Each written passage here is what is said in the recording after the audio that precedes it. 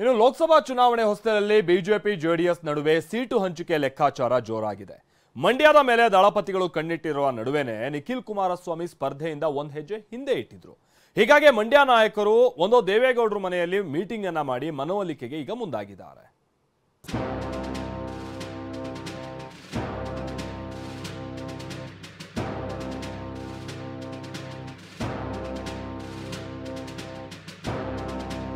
ಲೋಕಸಭೆಯಲ್ಲಿ Congress ಮಣಿಸೋಕಿ ದೋಸ್ತಿಯಾಗಿರುವ BJP JDS ಇನ್ನೂ ಕೂಡ ಸೀಟು ಹಂಚಿಕೆ ಲೆಕ್ಕಾಚಾರದಲ್ಲಿ ಕ್ಲಾರಿಟಿಗೆ ಬಂದಿಲ್ಲ. ಮುಖ್ಯವಾಗಿ ಮಂಡ್ಯ ಹಾಗೂ ಹಾಸನ ಕ್ಷೇತ್ರದ ಮೇಲೆ ಕಣ್ಣಿಟ್ಟಿರುವ ದೇವೇಗೌಡ ಹಾಗೂ ಕುಮಾರಸ್ವಾಮಿ ಏನಾದರೂ ಮಾಡಿ ಈ ಎರಡೂ ಕಡೆ ದಳ ಬಾವುಟ ಹಾರಿಸೋಕೆ ಪ್ಲಾನ್ ಮಾಡ್ತಿದ್ದಾರೆ. ವಿಚಾರ ಏನಂದ್ರೆ, ಈ ಎರಡೂ ಕ್ಷೇತ್ರಗಳು ದಳಪತಿಗಳಿಗೆ ತಲೆಬಿಸಿ ತಂದಿರೋ ಕ್ಷೇತ್ರಗಳೇ ಸರಿ. ಯಾಕಂದ್ರೆ ಮಂಡ್ಯದಲ್ಲಿ ಬಿಜೆಪಿಯಿಂದ ಸಂಸದೆ ಸುಮಲತಾ ಅಂಬರೀಶ್ ಟಿಕೆಟ್ ಆಕಾಂಕ್ಷಿಯಾಗಿದ್ರೆ, ಹಾಸನದಲ್ಲಿ ಪ್ರೀತಂ ಗೌಡ ಬಿರುಸಿನಿಂದ ಓಡಾಡ್ತಿದ್ದಾರೆ.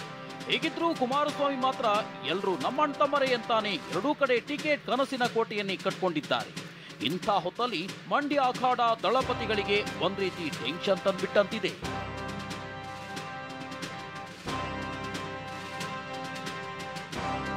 ಮಂಡ್ಯದಲ್ಲಿ ಮತ್ತೊಮ್ಮೆ ನಿಖಿಲ್ ಕುಮಾರಸ್ವಾಮಿ ಕಣಕ್ಕಿಳಿಸಿ ಅಗ್ನಿ ಪರೀಕ್ಷೆ ಮಾಡಬೇಕು ಅಂತ ಕುಮಾರಸ್ವಾಮಿ ಅನ್ಕೊಂಡಿದ್ರು. ಆದ್ರೆ ನಿಖಿಲ್ ಕುಮಾರಸ್ವಾಮಿ ಮಾತ್ರ ಮಂಡ್ಯ ಕದನ ಕಣಕ್ಕೆ ನಾನು ಇಳಿಯಲ್ಲ, ಲೋಕಸಭೆಗೆ ಸ್ಪರ್ಧೆ ಮಾಡಲ್ಲ ಅಂತ ಮೊನ್ನೆಯಷ್ಟೇ ಸಂದೇಶ ನೀಡಿದ್ರು. ನಾನು ಯೂಟರ್ನ್ ಹೊಡಿತಕ್ಕಂಥ ಗಿರಾಕಿ ಅಲ್ಲ. I am very clear about my thoughts, about my intent. ನಾನು ಒಂದು ವರ್ಷದ ಹಿಂದೆ ನೀವು ಕೇಳಿದಾಗಲೂ ಒಂದೇ ಮಾತು ಹೇಳಿದೆ, ಮಂಡ್ಯ ಲೋಕಸಭಾ ಚುನಾವಣೆಗೆ ನಾನು ಆಕಾಂಕ್ಷಿ ಅಲ್ಲ ಅಂತ. ನಿಖಿಲ್ ಕುಮಾರಸ್ವಾಮಿ ಹೀಗೆ ಹೇಳಿದ್ದೇ ತಡ ಜೆಡಿಎಸ್ ನಾಯಕರಿಗೆ ದೊಡ್ಡ ತಲೆಬಿಸಿ ತಂದಿತ್ತು. ಹೀಗಾಗಿ ಮಂಡ್ಯ ಟಿಕೆಟ್ ಕಗ್ಗಂಟನ್ನ ಬಿಡಿಸಬೇಕು ಅಂತ ಇಂದು ಜೆಡಿಎಸ್ ವರಿಷ್ಠ ದೇವೇಗೌಡರ ಮನೆಯಲ್ಲಿ ಮಹತ್ವದ ಸಭೆ ಮಾಡಲಾಯಿತು.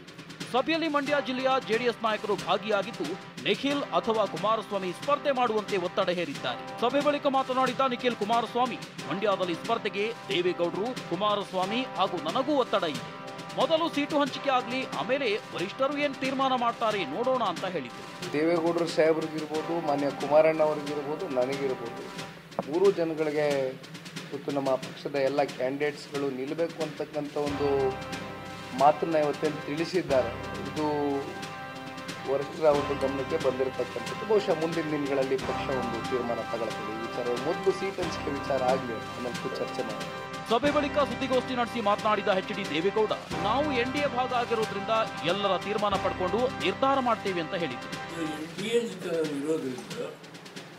ನಮ್ಮ ಅಭಿಪ್ರಾಯನ ಇಂಡಿಯಾ ಅಂದರೆ ಈ ರಾಷ್ಟ್ರದ ಪ್ರಧಾನಮಂತ್ರಿಗಳು, ಗೃಹ ಮಂತ್ರಿಗಳು, ನಡ್ಡಾ ಅವರು, ಅವರ ಪಕ್ಷದ ಅಧ್ಯಕ್ಷರು, ಅವರ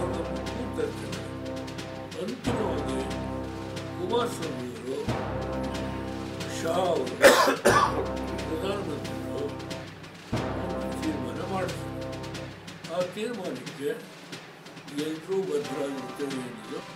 ಇತ್ತ ತುಮಕೂರಿನಲ್ಲಿ ಮಾಜಿ ಸಚಿವ ವಿ ಸೋಮಣ್ಣಗೆ ಟಿಕೆಟ್ ಕೊಡಿಸಲು ಸಂಸದ ಬಸವರಾಜ್ ಕಸರತ್ತು ಮಾಡುತ್ತಿದ್ದಾರೆ. ಶಿವಮೊಗ್ಗದಲ್ಲಿ ಮಾಜಿ ಸಿಎಂ ಯಡಿಯೂರಪ್ಪ ಮನೆಗೆ ಭೇಟಿ ನೀಡಿದ ಜಿಎಸ್ ಬಸವರಾಜ್ ತುಮಕೂರು ಲೋಕಸಭೆ ಕ್ಷೇತ್ರದ ಗ್ರೌಂಡ್ ರಿಪೋರ್ಟ್ ನೀಡಿ ಸೋಮಣ್ಣಗೆ ಟಿಕೆಟ್ ಕೊಟ್ರೆ ಬೆಸ್ಟ್ ಅಂತ ಹೇಳಿದ್ದಾರೆ.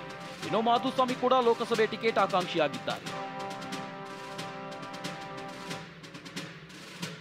ಲೋಕಸಭೆ ಚುನಾವಣೆ ಹೊಸ್ತಿಲಲ್ಲಿ ಬಿಜೆಪಿ ಜೆಡಿಎಸ್ ನಡುವೆ ಸೀಟು ಹಂಚಿಕೆ ಲೆಕ್ಕಾಚಾರ ಗರಿಗೆದರಿದೆ. ಮಂಡ್ಯ ಮೇಲೆ ಕಣ್ಣಿಟ್ಟಿರುವ ಜೆಡಿಎಸ್ ಯಾರನ್ನ ಅಖಾಡಕ್ಕೆ ಇಳಿಸಬೇಕು ಅಂತ ತಲೆ ಕೆಡಿಸಿಕೊಂಡಿದೆ.